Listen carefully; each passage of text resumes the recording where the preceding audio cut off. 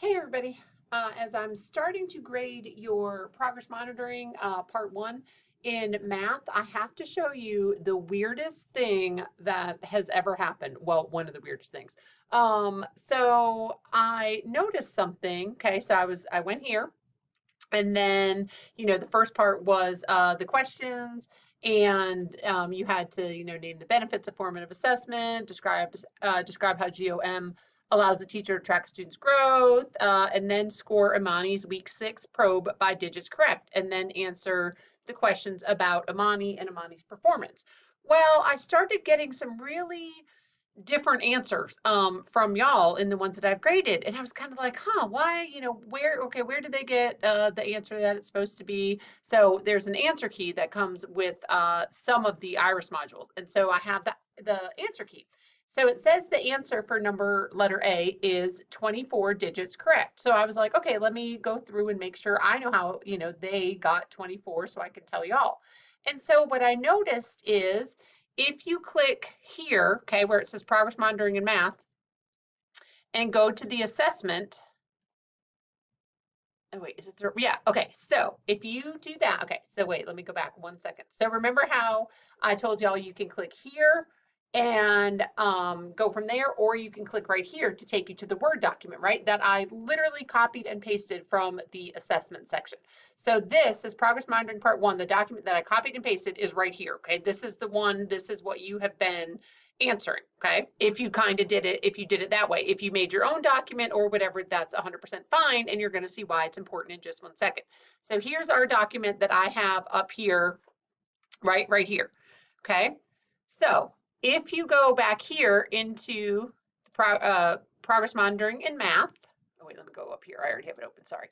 And you look at the assessment, what do you notice about letter B? It's different, right? And I do not understand how that happened because I honestly copy and pasted. So this one over here says, letter B says 14.364, but this one says 14.63. So if you were using the one, here right within the module, your scores are going to be different somehow than if you use the one that I copied into a Word document for you. I have absolutely no idea how that happened. Couldn't tell you, but I wanted to point that out. So the correct answer, like I said, is 24 digits correct per minute. Let me show you how you get that. Okay, so in letter A, the student would get, Imani would get a correct digit for 4, for 1, and for 5. Maybe I can underline. I don't know if it'll let me, but we'll see. No. Okay. So again, you would get a correct digit for 4, for 1, and for 5. So that would be the possibility of 3 correct digits in letter A. In letter B, she would get a correct digit for 1, 4, 3, 6, 4. Okay, whereas over here, 14.63, well, hold on. Okay, so as I'm recording this, I realized that this problem right here, it isn't even the right answer. I don't know where these answers came from, and neither is this. Okay, so this answer, letter B, should really be 14.63. The answer in letter C should be 1 and 4/5. Okay, over here they have it as 1 and 4/15. I couldn't even tell y'all, could not tell you how this happened, couldn't tell you anything. But so then the question becomes the answer key that the Iris people give is 24 digits correct for week 6. Okay, so I'm struggling to figure out how we get the 24. So now we're going to forget about this one. Okay, pretend there's a big X through that one because we know there are some incorrect answers. So if we were to score it by digits correct, we would have 1, 2, 3, 4, 5, 6, 7, 8, 9, 10, 11, 12, right? The 1 and the 0, 13, 14, 15, 16, 17, 18, 19, 20, 21, 22. And I remember that when I was looking at it, I don't know, last year maybe, I said, how did they get 24 digits? How did they get 24 digits? And I went through and I think I ended up using this one over here because this one does give you 24 digits because there's three numbers here after the decimal point and then the 1 and the 5. But we know that this answer is wrong and this answer is wrong, which means, in my opinion, that the Iris answer key is wrong. So the answer should be 22 digits for Imani over here, okay?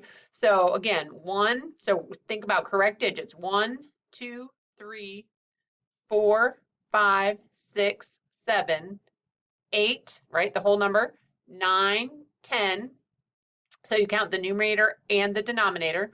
11, 12, oh, got those wrong. 13, 14, 15, 16, 17, 18, 19, 20, 21, 22. So the answer should be 22 digits correct, okay? I will go back in, the ones that I've already scored, I will go back in and adjust accordingly. So I was convinced it was 24, and this one, the one that I copied and pasted, somehow again is wrong. Like this isn't even the right answer. It should be 14.63, and this isn't the right answer. Okay, so if anyone is a technical genius and knows how that happens, please feel free to let me know because right now could not tell you how that happened. Okay. Anyway, so the answer should be 22. So then if you look at her data, 18, 20, 21, 21, 22, 22, and then if you look at the graph, so that's her goal line, right? That's where we want her to be. So if you plot the points, you know, you're going to see, what were her numbers again? Oh, goodness gracious. Hold on. It's kind of annoying that you have to go back through 18, 20, 21, 21, 22, 22. Okay, so you will see, you know, 18, 20, 21, 21, 22, 22. So thinking about that graph, you know, if it looks like she's holding kind of steady at 21, 22. So if we kind of keep going out and say, okay, the next couple weeks, if she stays at 22 and goes this way, while the goal line is going this way, do you think that she will meet her end of the year goal, you know, in 10 weeks, in 15 weeks, in 20 weeks? Not really, right? If she continues on that path of, you know, 21, where were we? 21, 21, 22, 22, yeah, she might be making a little bit of progress, but you also might want to think about making an instructional decision. Okay, maybe give her another week or so, see if she goes up to 23 or 20, you know, 24. And if not, maybe think about making an instructional decision. So, you know, when you're meeting with the parents, as what the last question says, as Dee says, list 2 points that you would note in meeting with Imani's parents regarding her performance. You know, you could say, yes, she is making progress. You know, it's great. She started at what, 18, right? Yeah, she started at 18. She's up to 22. So, you know, she has made some progress, but she's not really making enough to meet this end of the year goal. Because think about it, this goal right here is only for week 6, right? So if you kind of keep going up, it's going to be like that line's going to go this way. Like I said, her data is going to maybe stay here at 22. So the gap is only going to wider, okay? So then you would want to say, you know, yep, she's making progress, but we need to make an instructional change, try a different instructional approach, and continue to collect progress monitoring data to see whether her progress improves. If it doesn't, you know, after 9 weeks, after maybe 10 or 11 weeks, then we might want to think about, maybe we give her some tier, I don't think, let's see, I think she was just, he was the 6th grade math teacher monitoring the progress of all the students. So maybe think about, you know, some tier 2 interventions or some tier 3 interventions if tier 2, excuse me, is not successful. Okay, so I just wanted to get on here and say that I have no idea where this one came from. So again, I will go back in and adjust your scores if needed. I think I took off maybe a half a point, you know, if you were not right at 24. But really, as we just proved, the true answer is 22 digits correct. So not sure where the answer key got the 24. could not tell you. The only thing I could think was maybe they counted the fraction bar, but I don't think they did. I looked up, for my own knowledge how to score fractions, and it doesn't say anything about the bar. It doesn't say anything about counting the decimal point. So I'm going to stick with the answer is 22, and I will make sure to make a note of that for myself, or if I use this case study again. Okay, so I think that was all I wanted to talk about for this, but I just wanted to touch base with y'all and let you know that this one, this Word document is not right. Okay, that's all I got. I will be back later on with what is left, the final assignment, which I don't think I have on here yet. Make sure you do the Flipgrid post that is due sometime in the near future. I don't want to say the wrong date. Let's just look real quick. I am back from my trip, y'all. I survived. All right, so the Principles of Effective Instruction Flipgrid is due this Friday, okay, March 24th, and then I will get a video posted, and I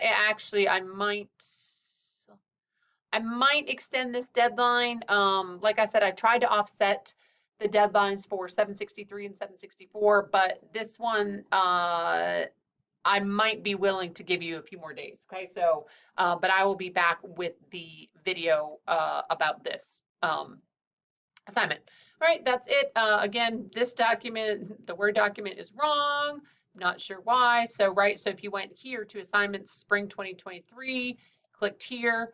This one, if you click here on progress monitoring and math, it's correct. But if you click here where I try to be helpful and I put it into a Word document for you, but this Word document is somehow incorrect. Okay, so I apologize about that. Not sure how or why it happened.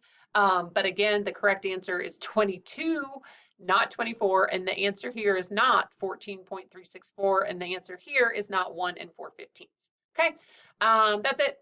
Sorry if this is confusing, but I just wanted to touch base about it. All right, have a great rest of your day.